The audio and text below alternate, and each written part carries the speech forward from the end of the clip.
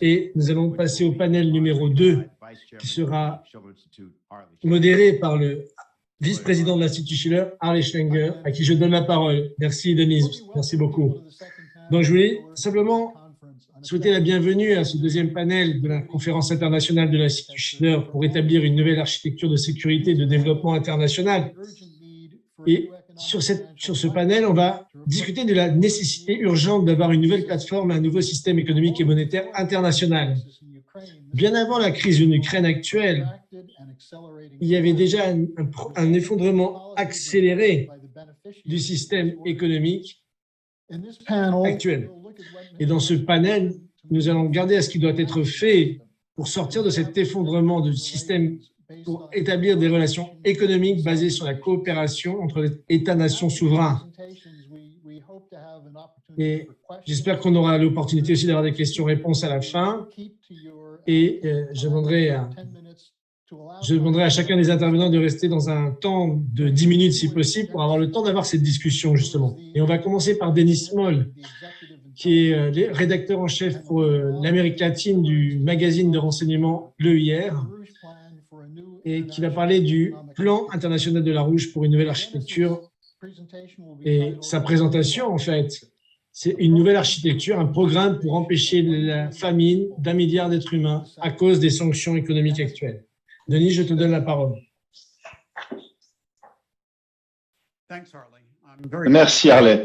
Je suis très heureux d'être ici aujourd'hui parmi ce groupe distingué d'acteurs internationaux réfléchis ou de penseurs actifs qui sont réunis pour trouver des solutions aux problèmes du monde.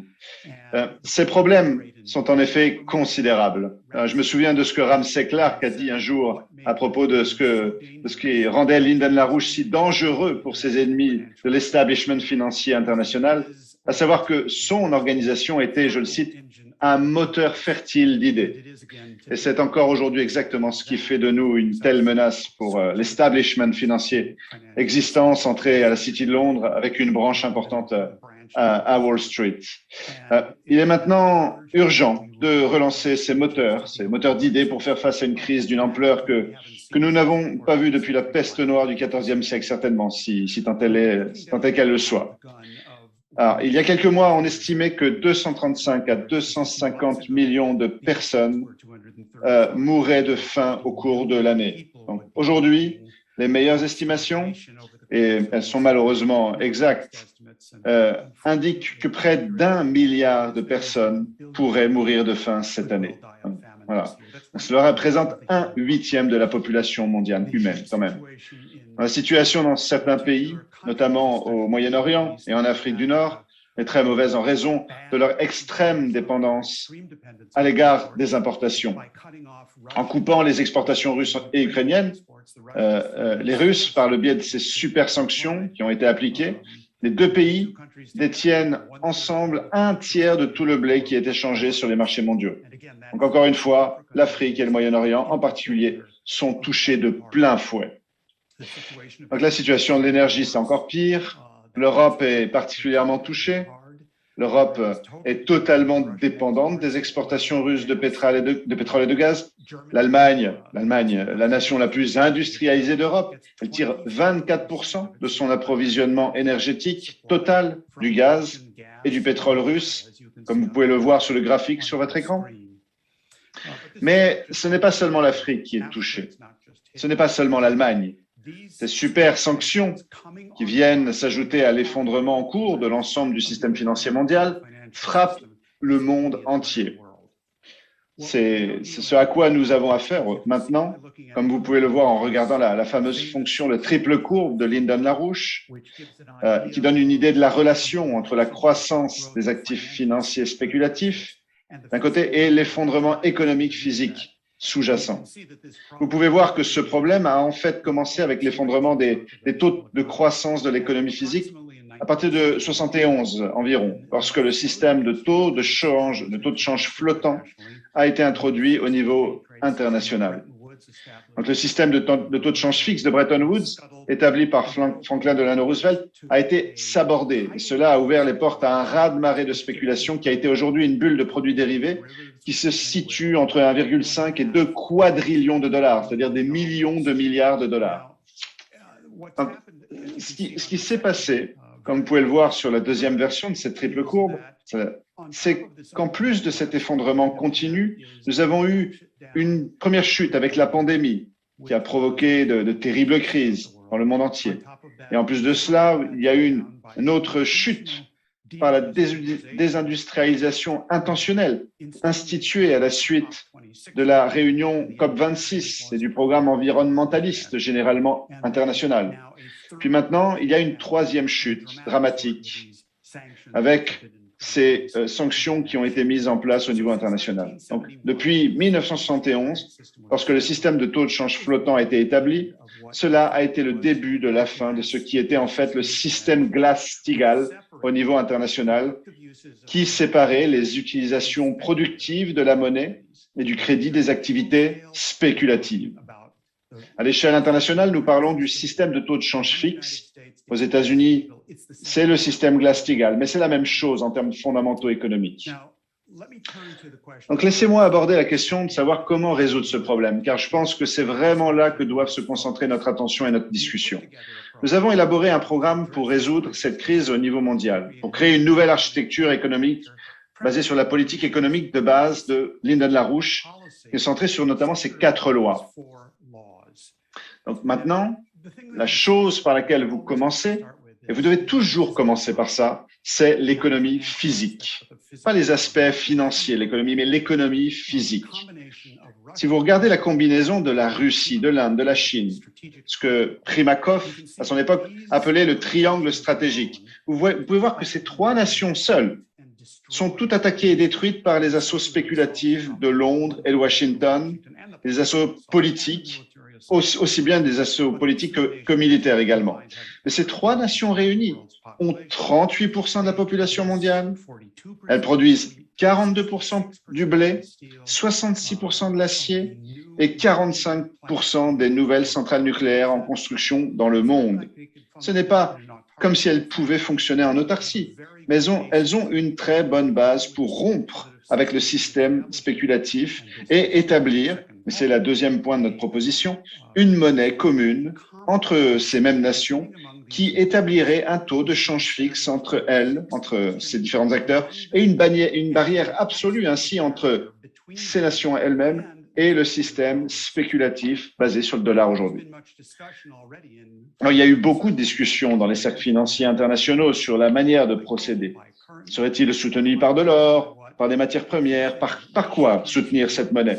L'élément clé qui donne de la valeur à une monnaie est qu'elle est adossée à un crédit réel émis à un but productif. J'aimerais vous citer ce que Lyndon LaRouche, justement, dit à ce sujet, et ce qu'il a dit lors d'un séminaire à Berlin le 29 juin 2005.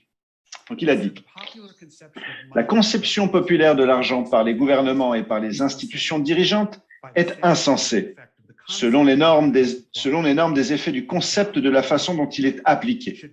La valeur de l'argent devrait être déterminée par un principe scientifique et non par un principe comptable. Et le principe scientifique correspond à une détermination physiquement défendable de la volonté des gouvernements et de la capacité de ces gouvernements à créer du crédit à long terme pour le développement de leur économie et de leur productivité.